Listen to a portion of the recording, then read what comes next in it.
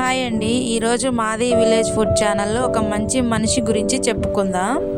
విజయవాడకి సంబంధించిన విజయకృష్ణ అనే అబ్బాయి తన జీవితంతో మరొకరిని రక్షించే ఒక చిన్న మిరాకిల్ చేశాడండి.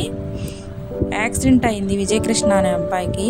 యాక్సిడెంట్ తర్వాత బ్రెయిన్ డెడ్ అని డాక్టర్లు డిక్లేర్ చేశారు. తన కుటుంబం ఆలోచించి ఒక మంచి నిర్ణయం తీసుకున్నారండి. తన గుండె, లివర్, కిడ్నీ, ఐస్ డొనేట్ చేయడం కోసం హైదరాబాద్ నుండి డాక్టర్ని ఫ్లైట్లో వచ్చి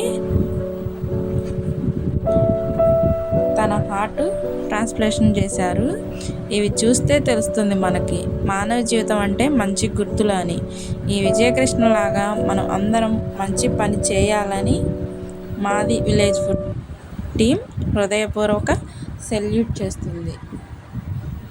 తను చనిపోయినా కానీ 6గురికి తన అవయవాలు దానం చేశాడు.